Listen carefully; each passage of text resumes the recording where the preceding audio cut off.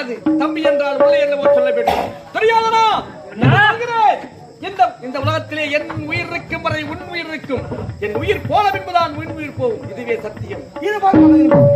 இப்போது அங்கதற்கு மனநாக்கி விட்டு இப்போது வீதிகள் தோறும் அழைத்து சென்று ரதத்தில் உங்களை நான் அமரச் செய்து உங்களுக்கு ரதசாலை நானே இருந்து வீதிகள் தோறும் அழைத்து சென்று மக்களுக்கு அறிமுகப்படுத்த போகிறேன். புறப்படலாமா? ஓட்டுநரத்தை போகட்டும். நான் வருவேன்.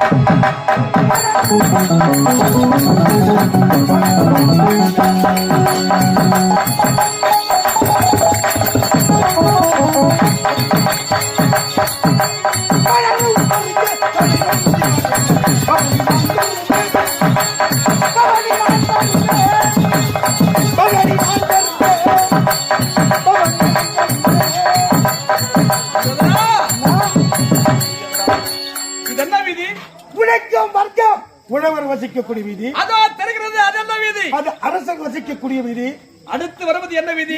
அந்தனர் வீதி. செலுத்துறதை போகட்டும். அந்தனர் வீதி செலுத்துது. அங்கது தேசத்து கோமகன்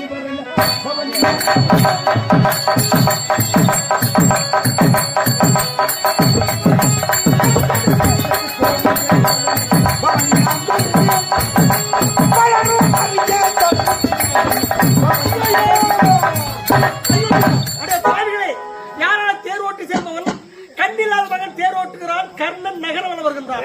அடே பாவி, உன்னை தந்தைக்கு நான் கண்டில்லை என்றால் உனக்குமா கண்டில்லை? நான் ஒரு ஏழை பிராமணன், பசு கன்று வைத்திருந்தேன். என்னுடைய கண்ணின் மீது உங்கள் ரத சக்கரம் ஏறி என்னுடைய கன்று இறந்து விட்டது. அடே பாவி, அடே கர்ணா, நீ எதற்கா சபருக்கு சென்றால் உங்கள் ரத சக்கரத்தை சேற்றிலே புதைந்து சமயத்தில் உதவாக போக வேண்டும். கொடுத்தே சாபம்.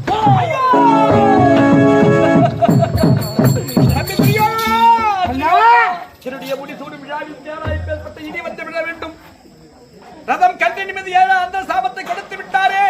எக்காலமாவது போருக்கு சென்றார் ரதச்சக்கர முதிரை சேற்றிலே புதைந்த சமயத்தில் உதவாமல் போக வேண்டும் என்று சாபத்தை கொடுத்து விட்டாரே. துரியோதனா, அகம் என்னும் வீட்டில் அகவாமை புகுந்து விட்டதே.